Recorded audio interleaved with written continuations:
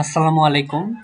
পরীক্ষার date change হয়েছে এবং এটা হওয়ারই ছিল, কারণ এক ডেটে কখনোই দুই এক্সাম হয় না। এটা খুবই রেয়ার কেসে হয়, বা আমার অ্যাডমিশন টাইমে বা আমি এখন পর্যন্ত কখনো দেখিনি একই ডেটে দুইটা এক্সাম হয়েছে। তবে প্রাথমিক পর্যায়ে ডেট দেয়া থাকে, পরবর্তীতে পরিবর্তন হয়। তো এখন ডেট পরিবর্তন করার পর তোমার এখন করণীয় কি? ফার্স্ট অফ অল, তোমার ন্যাশনাল এক্সাম আছে। তো তোমরা সবাই ন্যাশনাল এক্সাম দিবে, অ্যান্ড ন্যাশনালে আসন প্রতি লড়াই মাত্র একজন।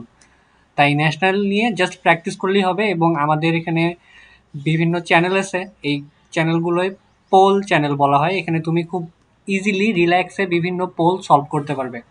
এখানে বাংলা আছে, কারণ বাংলা যেহেতু ন্যাশনালে আছে, এবং এখানে জিকেও অ্যাড করা হবে।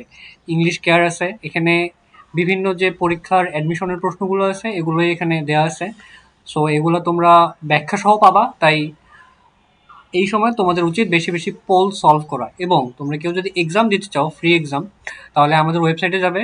আমাদের ওয়েবসাইট লিংক আছে, কমেন্টে দেওয়া থাকবে। সেই ওয়েবসাইটে গিয়ে এখানে ফোল্ডার করা থাকবে।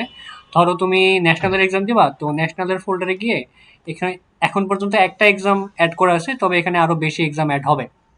তো এই এক্সামগুলো তোমরা ফ্রিতেই প্র্যাকটিস করতে পারবা। এবং টেক্সটাইলের এক্সাম কিছু আছে ফ্রি এবং কিছু আছে পেইড। তো তোমরা চাইলে ফ্রিগুলো দিয়ে নিজের প্র্যাকটিস যাচাই করতে পারো। পেইড ব্যাচের ফি 99 টাকা অনলি। তো কেউ অ্যাড হতে চাইলে অবশ্যই কমেন্ট করবে। সবার জন্য শুভকামনা, সবাই ভালো মতো পড়াশোনা করো।